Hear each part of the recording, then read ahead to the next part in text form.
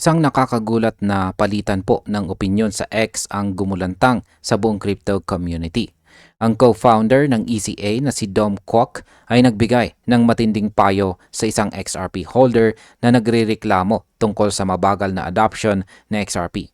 Ang kanyang sinabi ay simple pero nakakagulat. Hold it until it reaches $1,000. Dahil dito, nagliyab ang usapan sa pagitan po ng mga XRP believers at skeptics. Maraming nagtanong kung seryoso ba itong si Ginong Kwok o isa lang ba itong matinding confidence sa long-term future na XRP. Kaya yan po ang siyang ating pag-uusapan sa video na ito, pero bago po tayo magpatuloy ay pakibasa na lamang po muna ang disclaimer dito po sa ibaba ng ating screen. At ang ating pinakaunang tanong ay ano po ba ang pinag-ugatan ng usapan? Sabi po rito ay a recent exchange on X between a frustrated XRP holder and ECA co-founder Dom Kwok has drawn notable attention from the crypto community. Yan, nagsimula daw po ang lahat ng isang user sa X na nagngangalang Stealth ay naglabas ng kanyang frustration dahil hindi pa rin daw magamit si XRP sa mga pang-araw-araw na transaction tulad ng pagbabayad sa restaurant or tindahan. Sumagot si Ginoong Dom Kwok at sinabi sa kanya na huwag niyang ibenta si XRP. Bagkos ay hawakan ito hanggang umabot sa $1,000 na presyo. Para sa iba, parang biro lang ito. Pero para sa maraming XRP supporters, ito po ay tanda ng matinding tiwala sa long-term potential ng coin. Ang market impact po nito ay ang ganitong uri ng pahayag mula sa isang kilalang personalidad ay madalas nagdudulot ng pansamantalang hype sa presyo. Maaring umangat po ang market sentiment kahit walang malaking fundamental news. Ngayon ay bakit po ba sinabi ni Ginong Kwok na hold until $1,000?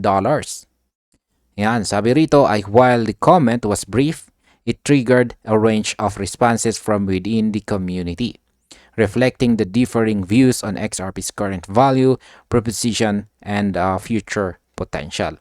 Yan po yung actual na tweet ni Ginoong Dom Kwok. Ayan. Kahit maikli lang ang sinabi ni Ginong Kwok dito ay tumama ito sa puso ng maraming mga XRP holders. Para sa iba, ito po ay simpleng simpleng expression po ito ng pag-asa sa hinaharap ni XRP.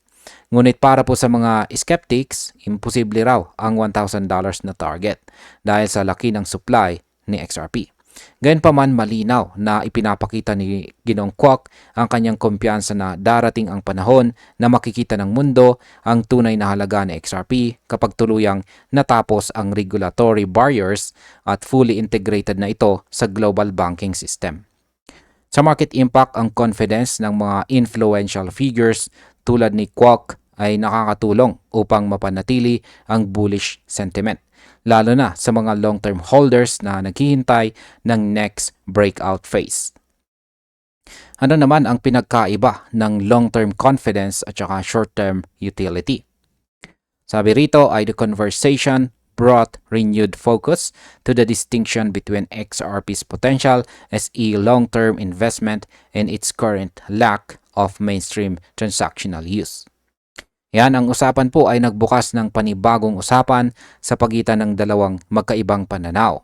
Ang mga taong naniniwala sa pangmatagalang halaga ni XRP at ang mga gustong makita ang agarang gamit nito sa araw-araw.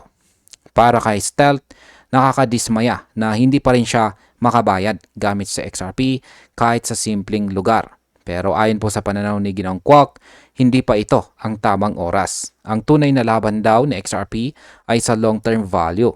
Hindi po sa kasalukuyang kakayahan na ipambili ng pagkain or kape.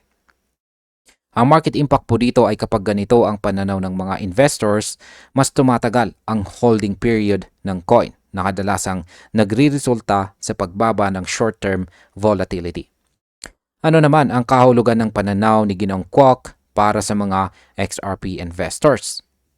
Sabi po rito ay however, Kwok's remark highlights a perspective commonly shared among long-term XRP investors that the asset's future lies in its eventual revaluation rather than its immediate usability and commerce.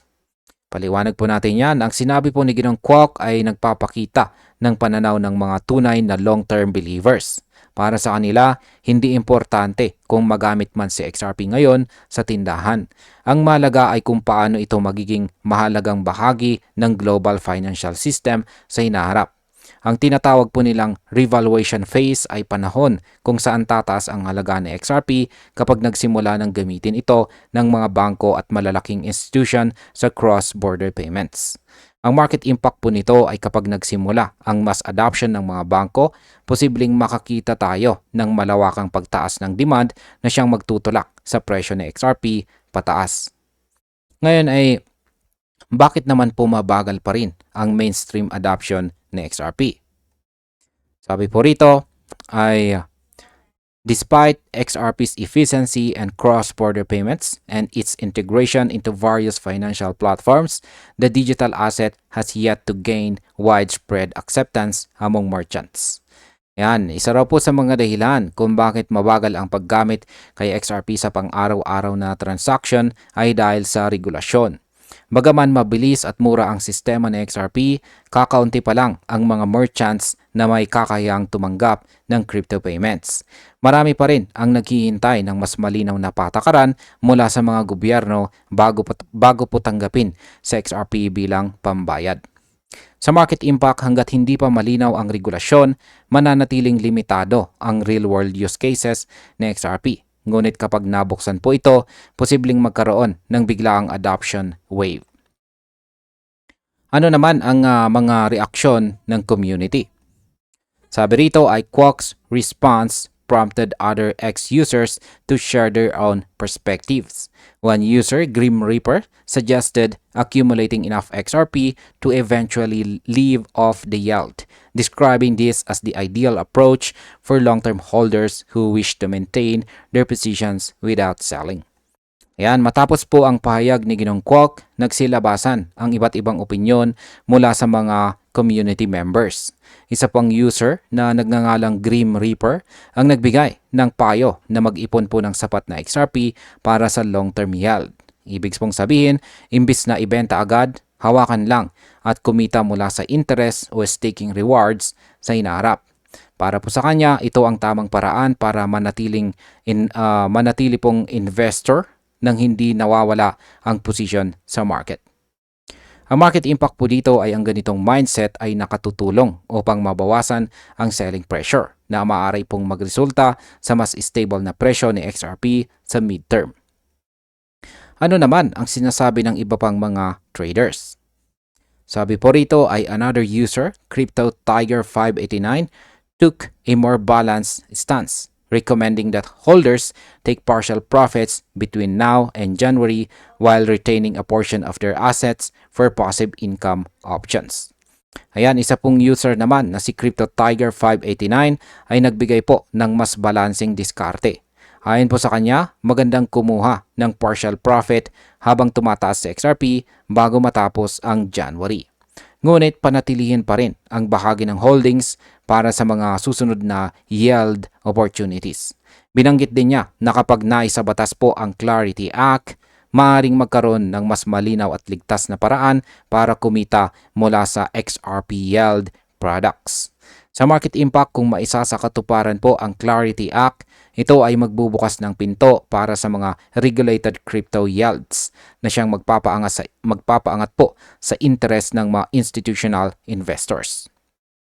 At bilang panguling katanungan ay ano po ang sinasabi ng market sentiment tungkol kay XRP? Sabi rito, Kwok's brief but confident comment reflects a broader sentiment among XRP advocates who believe in significant price appreciation once regulatory clarity and institutional use cases fully align. Yan, ang matinding kumpiyansa po ni Ginong Kwok ay reflection. Yan, reflection po ito ng pananaw ng maraming XRP supporters na naniniwala sa malaking pagtaas ng presyo sa sandaling maging malinaw na ang mga regulasyon at mas marami pang institution ang gumamit nito. Habang may ilan pa ring nagdududa kung magagamit ba talaga si XRP bilang medium of exchange, nananatiling buo ang paniniwala ng marami na ang tunay na halaga ni XRP ay nasa hinaharap. Bilang tulay ng mga bangko at global transaction. Sa market impact, kapag nagsimula po ang regulatory clarity, maaring sumunod agad ang institutional money na kadalasang nagdudulot ng malalaking price breakouts. At bilang panghuli, ang aking opinion naman tungkol dito ay ang sinabi ni Ginoong Dom Kwok na hold it until it reaches $1,000 ay hindi lamang simpleng biro, kundi pahayag ng malalim na kumpiyansa sa kinabukasan ni XRP. Para po sa atin bilang mga traders, mahalagang maunawaan po natin na ang ganitong mga salita ay hindi po garantiya ng mabilis na pagyaman, kundi paalala na minsan ang tunay na kita ay nasa pasensya. Habang hindi pa klaro ang regulasyon at adoption, patuloy po na nananatiling matatag ang community ng XRP. Kung tama po si Ginong Kwok, baka nga makita natin ang isang monumental rally sa hinaharap. Pero kung hindi pa rin ito pa rin ang paalala na ang conviction dito sa mundo ng crypto ay ang tunay na puhunan. At ayan, hanggang dito na lamang po tayo sa video na ito mga ka-crypto. Maraming salamat sa panunood.